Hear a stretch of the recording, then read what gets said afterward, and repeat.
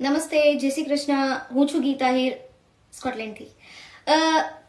Mention એટલા માટે કર્યું કે ફોરેનમાં હોવું અને લગ્નની તૈયારીઓ કરવી એ બહુ બધા કોમ્પ્લિકેશન ક્રિએટ કરતા હોય, સ્પેશિયલી જ્યારે વાત આવે છાપ ડેકોરેશનની. તો હું મારો એક એક્સપિરિયન્સ શેર કરવા માંગીશ.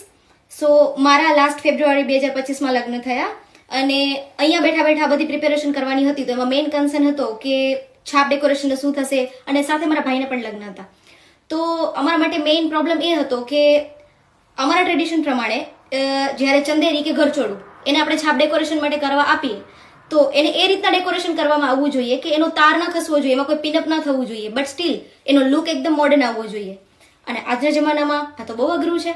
એટલા માટે મેં બહુ બધા લોકો સાથે વાત કરી કે ભાઈ તમે આવું કરી દેશો વગર પિનઅપ. તો મને લગભગ ઓલમોસ્ટ લોકોએ ના પાડી. બટ જ્યારે મેં વાત કરી યશવી ડેકોરેશન ઉપલેટા, મેં એમનું આઈડી મને મળ્યું ઇન્સ્ટાગ્રામ ઉપરથી, અને પછી મેં એમને વાત કરી કે ભાઈ મારો પ્રોબ્લેમ આ છે અને મને બધા લોકો ના પાડે છે, અને મારા ખ્યાલ પ્રમાણે લગભગ ઉપલેટામાં આવું કોઈ મોડર્ન કામ કરતું છે નહીં.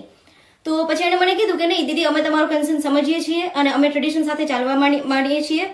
સો એણે અમારો પ્રોબ્લેમ સોલ્વ કરી દીધો. જેમ કે મારા સાસુમાએ જે મારા માટે ચંદેરી લાવ્યા હતા એને એકદમ મસ્ત શું કહેવાય વેક્યુમ પેક કરી આપી હતી વિધાઉટ એની પિનઅપ, અને લુક બહુ જોરદાર આવતો હતો. તમે એના પેજ ઉપર જઈને જોઈ શકો છો. ને સેકન્ડ, મારા ભાભીની જે ચંદેરી હતી એમને એકદમ મસ્ત ઢીંગલીમાં ડેકોરેટ કરી હતી વિધાઉટ એની પિનઅપ, એક પણ પિનઅપ વગર. એટલે મસ્ત રીતના ડેકોરેશન કર્યું.